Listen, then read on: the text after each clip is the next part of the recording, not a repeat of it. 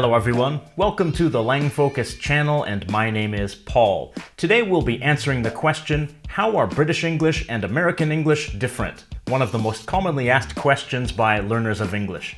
And hopefully native speakers of English will learn a thing or two from this video as well.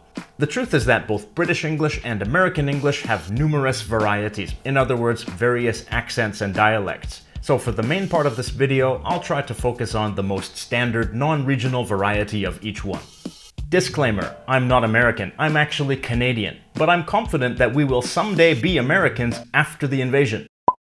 Standard Canadian English is very close to general American English, so I will say the American English samples myself unless there's some specific need to distinguish between American and Canadian pronunciation.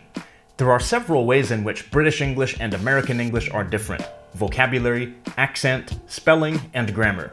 Vocabulary. Let me just throw a bunch of examples at you. In the US, people generally say garbage or trash, while in the UK, they generally say rubbish, both literally and figuratively. The game was rubbish. Americans go on vacation, while Brits go on holiday, and that's also possible in American English. In the US, people rent apartments, while in the UK, they rent flats. In the US, if your apartment is at street level, then you live on the first floor, and the person above you lives on the second floor. In the UK, you live on the ground floor, and the person above you lives on the first floor. If that person above you is unable or just too lazy to take the stairs, in the US, they'd take the elevator. In the UK, they'd take the lift. When you're bored at home, in the US, you might turn on the TV, while in the UK, you would turn on the telly. When you step outside of your building to go for a walk, in the US, you might walk on the sidewalk, while in the UK, you walk on the pavement. And if you're tired of walking, in the US, you might take the subway. In the UK, you take the underground.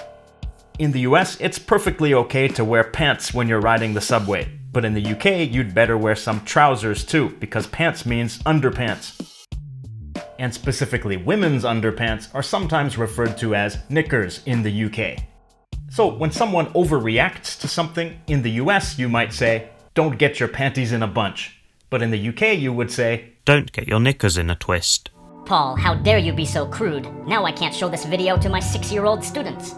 Oh, don't even worry about that, they'll just watch it on their phones during recess. Going back to the word pants for a moment, it can also be used in British English as an adjective, meaning something is crappy or it sucks. For example, "That album is pants." In American English, you might say, "That album sucks."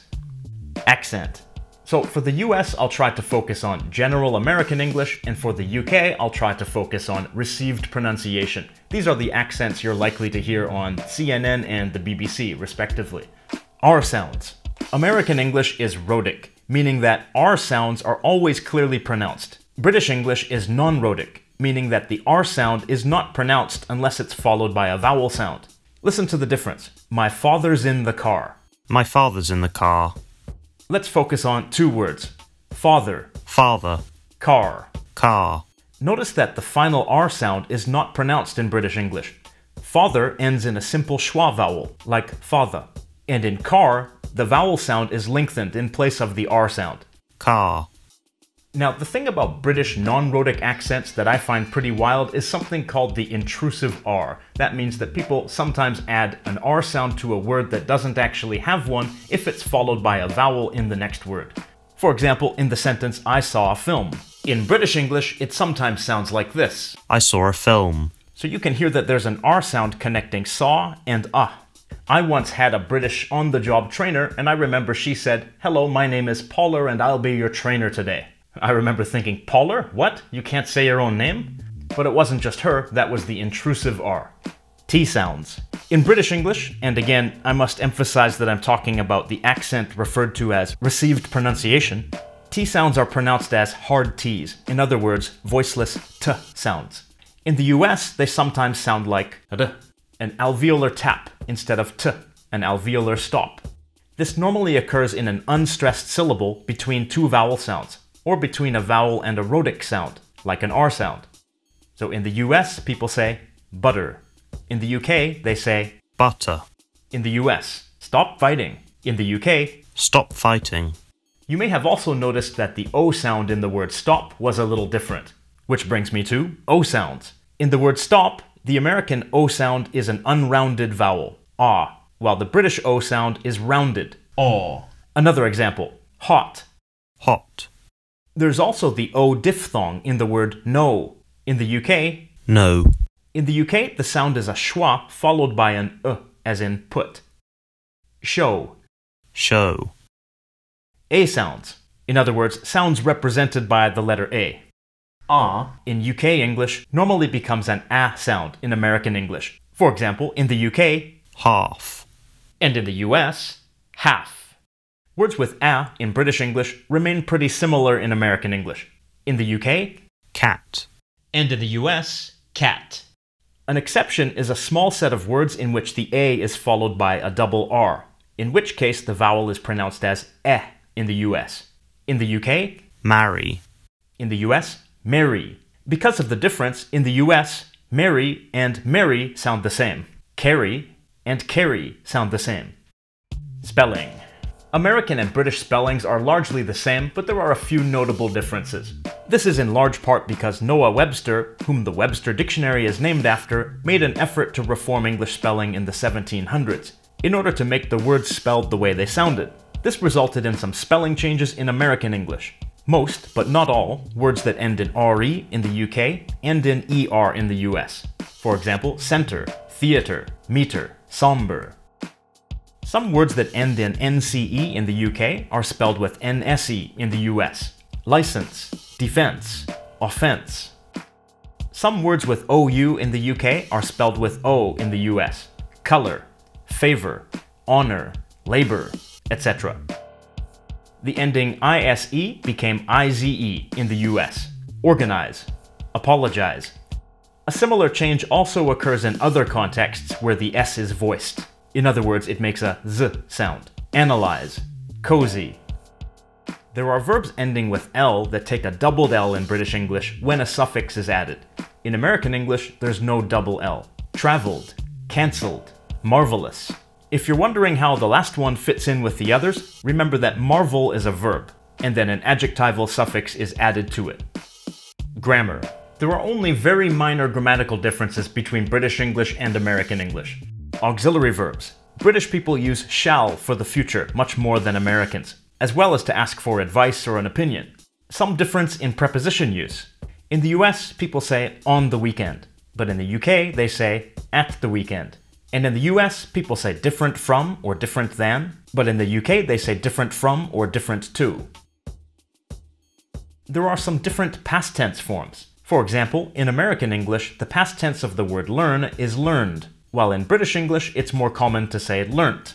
Actually, both forms are used in either country, but there is more of a tendency towards one form.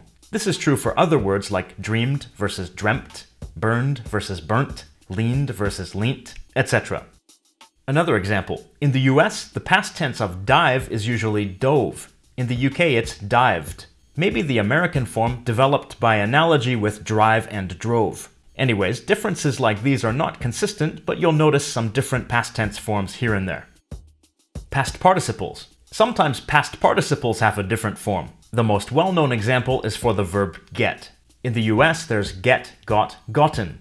But in the UK, it's get, got, got. Both forms, got and gotten, have existed since the Middle English period, but gotten has fallen out of use in the UK. Got can be used in American English in the form have got, but with the meaning of have, not have received or have become. I haven't gotten the eviction notice yet. I haven't got the eviction notice yet. Alright, let's check a couple more sentences and see what we encounter. In the US, I think we need a lawyer. In the UK, I reckon we need a solicitor.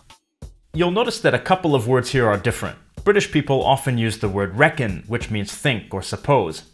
Americans know this word, but rarely use it. And while Americans would typically refer to a professional legal consultant as a lawyer, in the UK they often say solicitor, which is a type of lawyer that does consultation. The type of lawyer who represents you in court in the UK is usually a barrister, while in the US they're usually referred to as attorneys. Another sentence. In the US, I'm going for a beer with my friends. In the UK, I'm going for a pint with my mates. Notice that British people often say pint, where Americans would say beer. Brits also say beer as a countable noun like this, but pint is frequently used. And notice that Brits often say mate, where Americans would say friend. The differences between British English and American English might seem surprising or amusing, but remember, in this video I'm zooming in on the differences and focusing on them. For the most part, they're actually the same. There are some minor differences in vocabulary, in pronunciation, in grammar, and in spelling, but any native speaker with a little bit of exposure to the other will quickly adapt to these differences and be able to understand the other variety without any problem. The differences are sometimes greater if we focus on regional dialects and sociolects of British English and American English. While most Americans probably have no trouble understanding received pronunciation, they may have some trouble understanding Cockney English or the Geordie accent of northeastern England or other varieties. But as far as standard non-regional speech goes, I'd say that the differences are minimal. However, learners of English who focus on one of the two varieties will likely have a little bit of trouble understanding the other until they gain significant exposure to it. The question of the day: what other differences between American and British English are you aware of? In this video, I was only able to give a limited number of examples, so add yours in the comments. Be sure to follow LangFocus on Facebook, Twitter, and Instagram. And once again, thank you to all of my wonderful Patreon supporters. And these ones right here on the screen are my top tier Patreon supporters, so many extra special thanks to them. And to everyone out there, thank you for watching and have a nice day.